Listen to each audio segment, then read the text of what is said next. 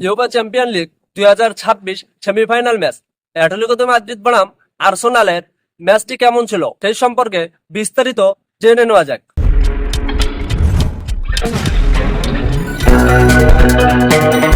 প্রথম হাফে Atletico de Madrid আক্রমণ ছিল অনেক বেশি।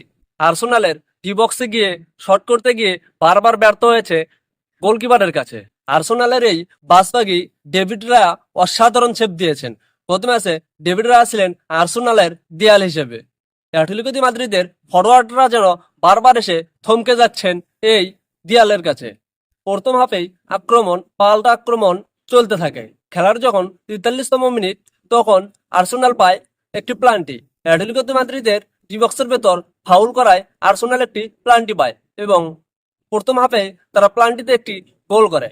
দ্বিতীয় হাফে অ্যাটলেটিকো দে মাদ্রিদের ফরওয়ার্ড যখন শুট করেন আর্সেনালের ডি বক্সে এক ডিফেন্ডারের হাতে বলটি লাগে। সেখান থেকে 56তম মিনিটে প্লান্টি পায় অ্যাটলেটিকো দে মাদ্রিদ।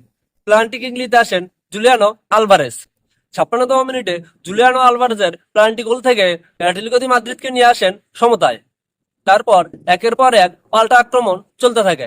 ম্যাচের যখন 66তম মিনিট তখন অ্যাটলেটিকো দে মাদ্রিদের আর এক নক্ষত্র হুইজম্যানের শটটি গোলবারের কিনারে লাগে। এখান থেকে অ্যাটলেটিকো দে মাদ্রিদের জয়টা মিস হয়ে যায়। শেষ পর্যন্ত পাল্টা আক্রমণ চালাতে থাকে অ্যাটলেটিকো দে মাদ্রিদ এবং আর্সেনাল।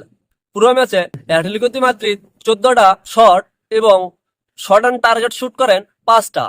আর্সেনালের গোলকিপার ডেভিড রায়া প্রাচীর মতো হয়ে প্রতিটি গোল সেভ করে যাচ্ছিলেন। আক্রমণভাগ ছিল দুই দলেরই অনেক শক্তিশালী। ইউরোপা চ্যাম্পিয়ন লিগের এই ম্যাচটি ছিল অনেক শক্তিশালী বা অ্যাটাকিং ম্যাচ। ইউরোপা চ্যাম্পিয়ন লিগের সেমিফাইনালের দ্বিতীয় লেগে দেখার বিষয় কারা আসে ফাইনালে।